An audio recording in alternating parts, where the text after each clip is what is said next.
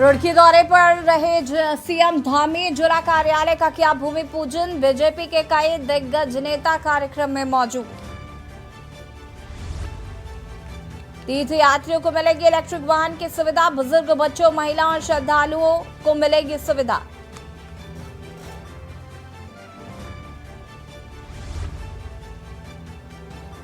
सोलह जून को होगा वाहनों के किराए में सालाना बढ़ोतरी पर फैसला। कई अहम मुद्दों पर भी होगी चर्चा।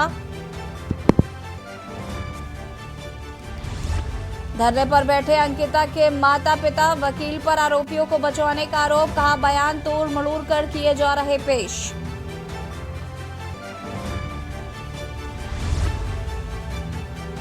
उत्तराखंड के टॉप 50 बदमाशों की सूची में था जीवा। 2000 के बाद कई सालों तक नाजिम गैंग के गुर्गे संजीव जीवा के हुक्म से अपराधों को देते थे अंजाम।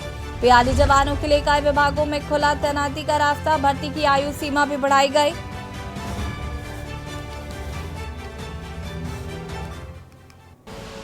आप देख रहे हैं के न्यूज, खबरों का सारथी। नमस्कार, खबर उत्तराखंड में आप सभी का स्वागत है। मैं हूं आपके साथ यशी शुक्ला। मुख्यमंत्री पुष्कर सिंह धामी पहुंचे रुड़की। आपको बता दें कि जिला कार्यालय का उन्होंने भूमि पूजन किया और बीजेपी के कई दिग्गज नेता इस कार्यक्रम में शामिल रहे। मुख्यमंत्री पुष्कर सिंह धामी पहुंचे रुड़की। दिल्ली रोड के गोदावरी होटल के पास बनेगा बीजेपी जिला कार्यालय। मुख्यमंत्री का कार्यकर्ताओं ने किया जोरदार स्वागत।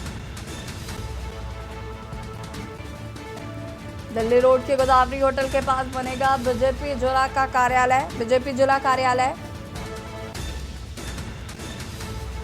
जिला कार्यालय का मुख्यमंत्री पुष्कर सिंह धामी ने किया भूमि पूजन।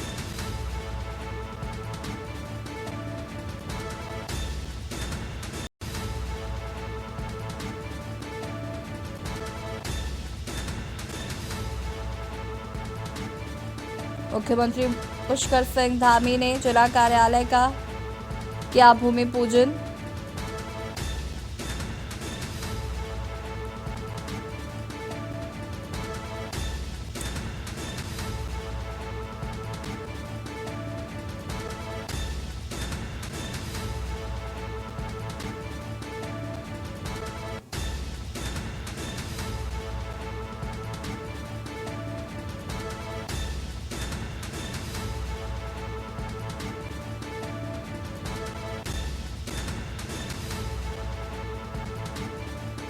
दिल्ली रोड के गोदावरी होटल के पास बनेगा बीजेपी का जिला कार्यालय।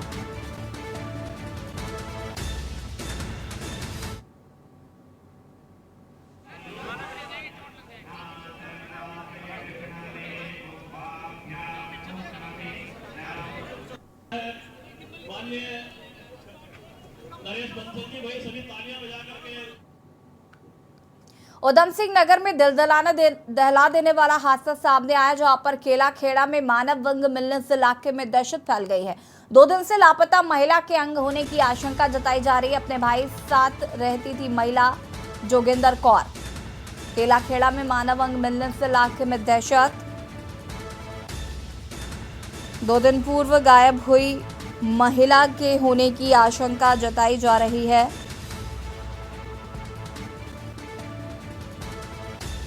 अपने भाई के साथ रहती थी महिला जोगिंदर कौर। उधम सिंह नगर में दलदला देने वाला हादसा।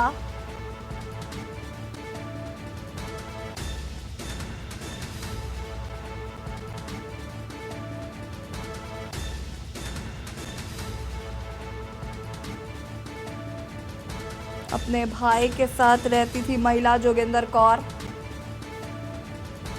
उधम सिंह नगर में दिल दहला देने वाला मामला सामने आया।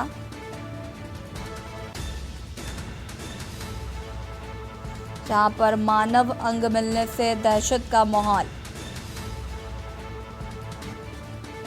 फिलहाल पुलिस मौके पर मौजूद। मामले की छानबीन में जुटी पुलिस।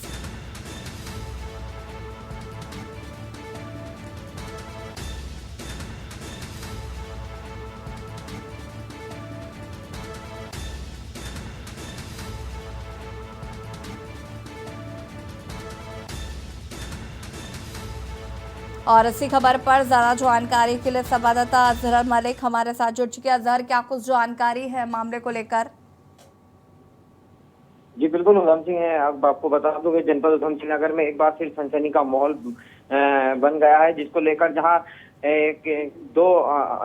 दो शव के आधे अंग मिले हैं, जिसको लेकर लगातार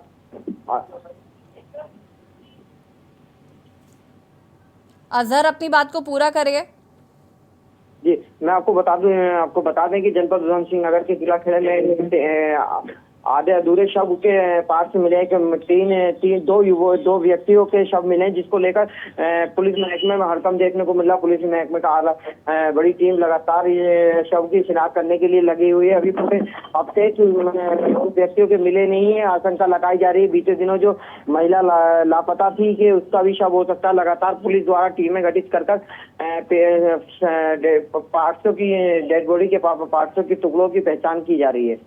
बिल्कुल, महिला अपने भाई के साथ रहती थी जो कि गायब हुई थी, उसको लेकर कोई अपडेट है उसके भाई की तरफ से? इस पर कोई अभी क्या प्रतिक्रिया आई है?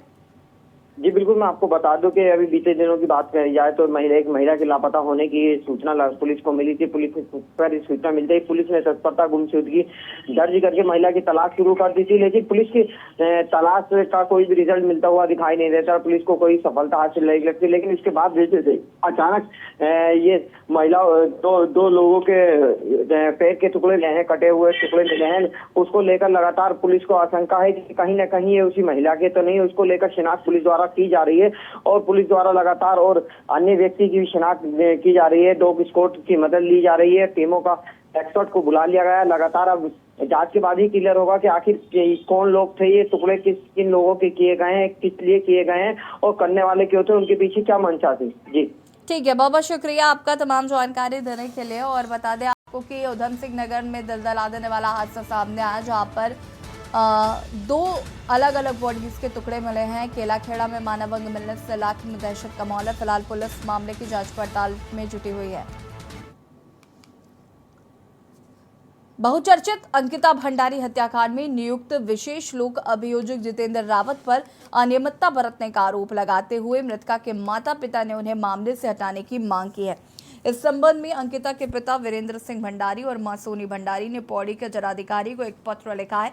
ऋषिकेश के निकट पौड़ी जिले के अमकेश्वर में एक रिजॉर्ट में रिसेप्शनिस्ट के रूप में काम करने वाली 19 वर्षीय अंकिता की हत्या हुई थी। अंकिता की पिछले साल सितंबर में कथित तौर पर रिजॉर्ट संचालक पुलकित आर्य ने अपने 2 कर्मचारी सौरभ भास्कर और अंकित गुप्ता के साथ मिलकर हत्या की थी।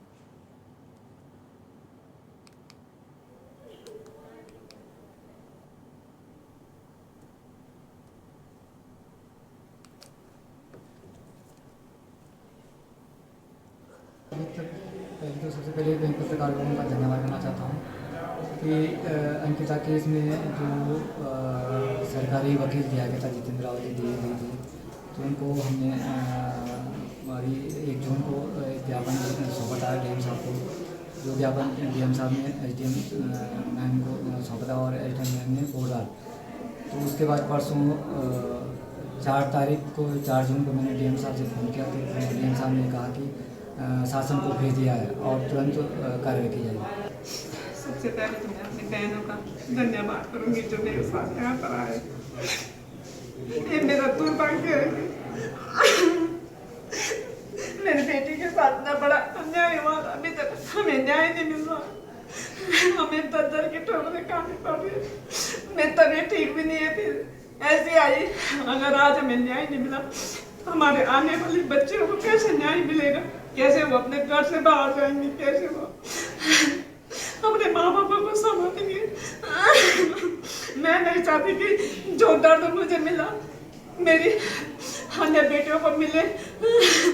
एक पूरा प्रतिनिधि मंडल और अंकिता के माता पिता दोनों आज मेरे ऑफिस में आए थे और उन्होंने एक लेटर कुछ समय पूर्व दिया था, जिसमें उन्होंने हमारे जो सरकारी वकील हैं उनके कॉन्डक्ट को लेकर कुछ शिकायत की थी। उसमें एसडीएम स्तर से एक जांच रिपोर्ट मंगवाई गई है और शासन में आवश्यक कार्रवाई हेतु प्रेषित की गई। स्वच्छ भारत मिशन को लेकर सरकार करोड़ों रुपए खर्च करने का दावा करती है, लेकिन उत्तराखंड प्रवेश द्वार मंगलौर में सरकार की इस योजना को अधिकारी पलेता लगाते हुए नजर आ रहे हैं। अधिकारियों की लापरवाही के कारण मंगलौर बस स्टैंड पर बना सार्वजनिक शौचालय अपनी बदहाली पर आंसू बहा रहा है। लाखों रुपए की लागत से बना शौचालय गंदगी के ढेर में तब्दील हो गया है। शौचालय में टंकी तक उपलब्ध नहीं है और न ही पानी की कोई सुविधा है। खासकर चारधाम यात्रा में आने वाले यात्रियों को भारी परेशानियों का सामना करना पड़ रहा है। मंगलौर के रोडवेज बस स्टैंड में पानी पीने तक की कोई सुविधा मौजूद नहीं है। यात्रियों के लिए रखा पेयजल फ्रिज भी जर्जर अवस्था में पहुंच चुका है।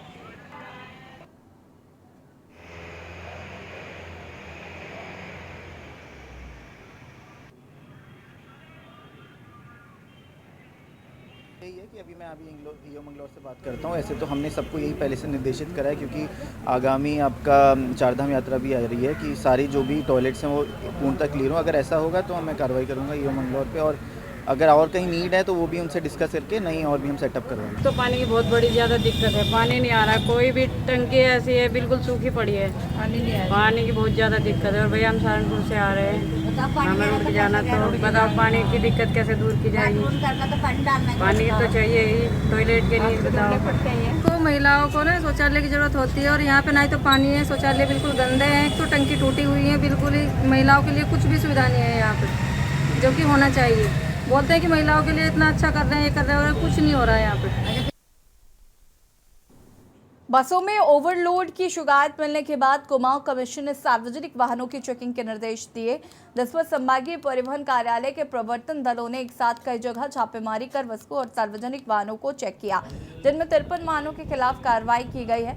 आरटीओ प्रवर्तन नंदकिशोर ने बताया कि कमिश्नर के आदेश पर रोडवेज वाहनों को चेक किया गया है, जिसमें 243 रोडवेज वाहनों को चेक करने पर 53 रोडवेज वाहनों में कमियां पाई गई हैं। आरटीओ के अनुसार ये कार्रवाई लगातार जारी रहेगी। गौरतलब है कि कुमाऊं कमिश्नर दीपक रावत पिछले दिनों ये शिकायत मिली थी कि 34 सीटर रोडवेज बसों में 80 लोगों को बैठाकर लाया जा रहा है, जिस पर कुमाऊं कमिश्नर ने सख्त नाराजगी जाहिर करते हुए कार्रवाई करने के निर्देश दिए।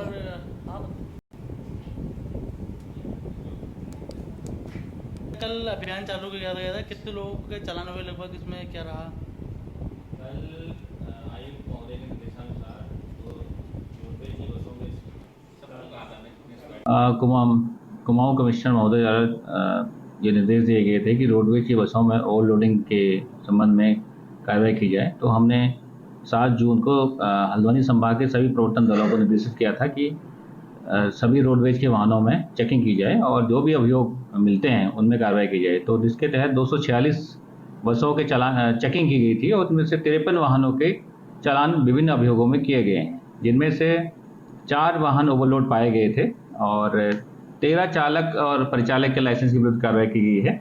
और भी कई सारे अभियोग पाए गए हैं, जैसे 13 वाहनों में प्रेशर हार्न पाया गया, बिना वर्दी के 17 लोग पाए गए, बिना कंडक्टर के 8 लोग पाए गए कंडक्टर लाइसेंस के, बिना परमिट के 3 अभियोग पाए गए और बिना चालक लाइसेंस के 7 लोग पाए गए। इसी प्रकार से 1 गाड़ी बिना फिटनेस पाई गई और 21 अन्य अभियोगों में प्रवर्तन कार्रवाई की गई है। और यहाँ रुकेंगे छोटे से ब्रेक के लिए, जो हाजिर होते हैं। आप देख रहे हैं के न्यूज, खबरों का सारथी। ब्रेक के बाद एक बार फिर से आप सभी का स्वागत है और सीधे आपको ले चलते हैं रुड़की, जहां पर रमेश पोखरियाल निशंक क्या कुछ कह रहे सुन हैं। आशीर्वाद देने के लिए आए हैं, हमको खुशी बांटने के लिए आए हैं। तो जोरदार तालियों के साथ हम अपने प्रदेश अध्यक्ष जी का भी अभिनंदन करते हैं। हमारे बीच हमको खुशी है कि हमारे संगठन की जो रीढ़ कहलाते हैं और जो केंद्र धुरी बन करके पूरे संगठन की ताकत बन करके रहते हैं 24 घंटे, ऐसे हमारे प्रदेश के बहुत ही यशस्वी प्रदेश महामंत्री संगठन अजय जी भी जो कल से ही यहाँ पर हैं और जिनके पूरे मार्गदर्शन में ये पूरा तंत्र आगे बढ़ रहा है। ऐसे अजय कुमार जी भी हमारे बीच है, संगठन महामंत्री, और जोरदार तालियों के साथ हम उनको भी अभिनंदन करना चाहेंगे। हमारे बीच हमारे बड़े भाई और सांसद नरेश बंसल जी, जिनका आशीर्वाद हमको रहता है। इस जिले के जिलाध्यक्ष शोभाराम को तो बहुत बधाई देना चाहते हैं कि उनका कार्यालय बन रहा है। जब जोरदार तालियों के साथ इनको भी बधाई देंगे हम लोग। आदित्य चौहान जी यहाँ के प्रभारी भी हैं, प्रदेश मंत्री हैं, वो हमारे बीच है। हमारे इस क्षेत्र के बहुत ही जुझारू और लोकप्रिय विधायक जो रुड़की है प्रदीप भट्ट चौहान जी यहाँ के प्रभारी भी हैं, प्रदेश मंत्री हैं, वो हमारे बीच है। हमारे इस क्षेत्र के बहुत ही जुझारू और लोकप्रिय विधायक जो रुड़की है प्रदीप भट्टा जी यहाँ पर है। राष्ट्रीय संयोजक कार्यालय निर्माण समिति रविंद्र जाजू जी और प्रदेश कार्यालय संयोजक और जो पूर्व कोषाध्यक्ष रहे हैं हमारे आशीष गुप्ता, जिला पंचायत के यशस्वी अध्यक्ष दूर से लगा करके ये काम किया है। हम उनको भी शुभकामना देना चाहते हैं। हमारे बीच हमारे जिला पंचायत के यशस्वी अध्यक्ष हमारे बीच है किरण चौधरी जी, राजेंद्र चौधरी जी, और उनको भी हम शुभकामना देने के लिए वो भी हमारी खुशी में आए हैं। प्रदेश के उपाध्यक्ष देशराज जी हैं, मैंको गुप्ता जी संयोजक है डाटा प्रबंधन के, राकेश गिरी जी ओबीसी के प्रदेश अध्यक्ष हैं, और हमारे बीच पूर्व विधायक जैन साहब हैं, हमारे चंद्रशेखर जी हैं। मैं दोनों से आग्रह करूंगा कि आप लोग भी इधर मंच पर आएंगे, हमको खुशी होगी। और जो प्रत्याशी रहे हैं राजपाल सिंह जी हैं, मास्टर सतपाल जी हैं, मुनेश जी हैं, दिनेश जी हैं, रानी देवयानी हैं, और हमारे बीच हमारे पूर्व मंत्री और हमारे बहुत जुझारू नेता स्वामी जी भी हमारे बीच हैं। अरविंद जी और महामंत्री प्रवीण संधू सहित हमारे यहाँ चेयरमैन हैं, हमारे ब्लॉक प्रमुख हैं, हमारे संगठन के सारे लोग। आज यदि देखा जाए तो भारतीय जनता पार्टी जो यहाँ पर बैठी है, माननीय मुख्यमंत्री जी, मैं कहना चाहूंगा प्रदेश अध्यक्ष जी, इस देश के अंदर ये जितने लोग बैठे हैं उन्होंने एक उदाहरण प्रस्तुत किया। 33 सालों में हमारा जिला पंचायत अध्यक्ष नहीं था, यहाँ 6 के 6 ब्लॉक थे, कोई ब्लॉक प्रमुख नहीं था। ये आदरणीय महेंद्र भट्ट जी हरिद्वार लोकसभा क्षेत्र के लोकप्रिय सांसद, भारत सरकार के पूर्व मंत्री, उत्तराखंड सरकार के पूर्व मुख्यमंत्री। नरेंद्र मोदी जिंदाबाद, नरेंद्र मोदी जिंदाबाद। भारतीय जनता पार्टी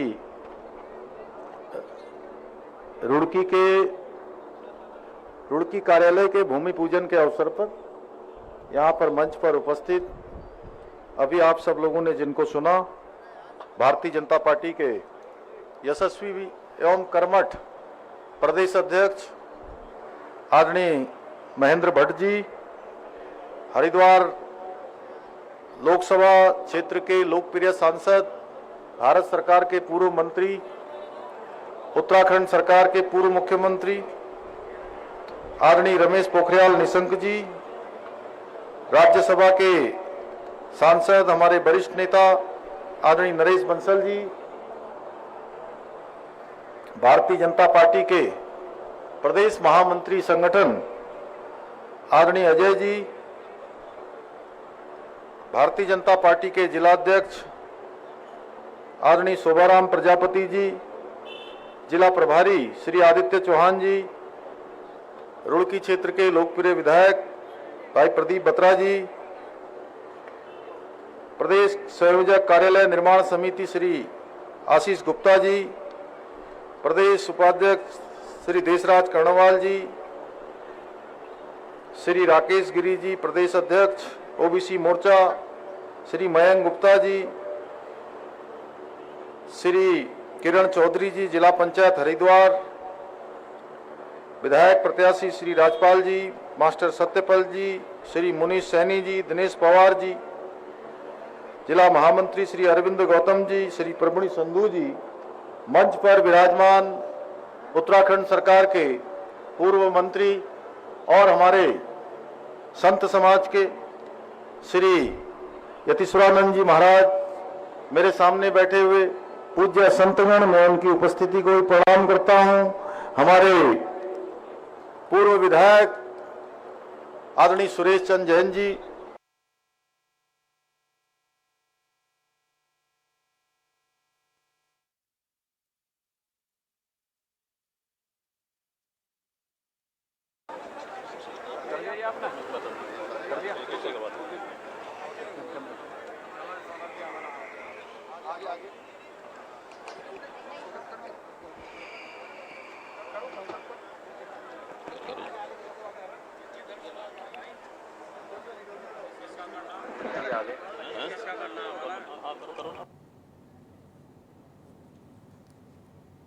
और आपको बता दें कि रुड़की में भूमि पूजन का कार्यक्रम आयोजित किया गया, जिसमें रमेश पोखरियाल निशंक, मुख्यमंत्री पुष्कर सिंह धामी शामिल हुए। और बढ़ेंगे खबरों की ओर। जिलाधिकारी देहरादून डॉक्टर सोनिका ने मसूरी में मॉल रोड के सौंदर्यीकरण कार्यों का निरीक्षण किया है। इस दौरान उन्होंने अधिकारियों को दिशा निर्देश दिए हैं कि जल्द से जल्द शेष कार्य को पूरा किया जाए। जिलाधिकारी सोनिका ने पत्रकारों से बातचीत में कहा कि मॉल रोड का कार्य समाप्ति की ओर है। अभी काबल स्टोन का कार्य रह गया है, जबकि ब्लैक टॉप का कार्य किया जा चुका है। वहीं कुछ स्थानों पर केबल रोड पर है, उन्हें शीघ्र ही सर्विस लाइन में डाल दिया जाएगा। उसे ठीक करने के निर्देश दिए गए हैं और सौंदर्यीकरण का कार्य होना बाकी है। कॉबल स्टोन का काम बचा हुआ है इस रोड पे, और बाकी इन्होंने ब्लैक टॉप तो कर दिया है। कुछ जगह पे चेम्बर, एक जगह पे चेम्बर ऊंचा है और कुछ जगह पे तार हैं अभी जो कि डक्ट में जाने हैं। तो वही इंस्ट्रक्शन दिए गए हैं कि इसको भी फिनिशिंग टच दे दिया जाए, जिससे कि रोड पूरी अभी मूवमेंट में तो ऐसा कोई इशू नहीं है, रोड ऐसे स्मूथ ही दिख रही है, लेकिन बाकी काम अभी बचा हुआ है जिससे इस रोड का लुक आना है। तो वो सारे काम अभी हमें करने हैं, फिनिशिंग टच तो देना है। और देहरादून में युवा कल्याण मंत्री रेखा आर्य ने विधानसभा में पीआरडी विभाग के अधिकारियों की बैठक ली। इस दौरान उन्होंने कहा कि कैबिनेट में पीआरडी एक्ट में संशोधन पर मुहर लगा दी। ऐसे में अब जल्द नियमावली तैयार कर इसका जो जारी किया जाएगा, और उन्होंने अधिकारियों को 1 महीने के भीतर नियमावली बनाने का काम पूरा करने को कहा है। रेखा आर्य ने कहा कि पीआरडी एक्ट में संशोधन से अब राज्यों का अपना एक्ट बनने जा रहा है। इसके तहत पीआरडी कर्मचारियों को कई सुविधाएं दी जा रही है। नए पीआरडी के तहत गर्भवती महिलाओं को बतौर अवकाश मिलेगा। साथ ही पीआरडी सेवक अब 60 साल तक नौकरी कर पाएंगे। अभी तक उन्हें सुरक्षा संबंधी कार्यों में तैनाती दी गई थी, लेकिन अब उनकी नियुक्ति तकनीकी पदों पर भी हो सकेगी। वहीं मंत्री रेखा आर्य ने कहा कि विभिन्न विभागों में अब तकनीकी पदों पर भर्ती पीआरडी के जरिए की जाएगी। इसके लिए विभागीय अधिकारियों को जल्द से जल्द नियमावली तैयार करने के निर्देश दिए गए हैं। शांति रक्षक दल के उनके संगठन के जो मुख्य व्यक्ति रहे हैं, उनको भी आज के इस बैठक में आमंत्रित किया। साथ साथ में हमारे सभी प्रांतीय रक्षक पीआरडी जवानों को देखने वाले संबंधित अधिकारीगण वह भी उस बैठक में उपस्थित रहे। तो अब तक में उनके हित में लिए गए निर्णयों का कितना क्रियान्वयन हुआ है, वह उसमें समीक्षा की गई। हाल ही में जब कैबिनेट से हमने बहुत सारे चीज़ों का, जो उनके एक्ट में संबंधित चीज़ों का संशोधन होना था, चाहे वो उनकी एजुकेशन को लेकर हो, चाहे उनके रिटायरमेंट की एज को लेकर हो, चाहे उनकी भर्ती की एज को लेकर हो, चाहे उनके यदि पीआरडी महिला जवान हैं तो उसके गर्भवती होने पर उसको अवकाश मिलने का विषय हो, या उनके सामान्य अवकाश का विषय। खबर उत्तराखंड में फिलहाल इतना ही। देखते रहिए के न्यूज़ इंडिया। नमस्कार।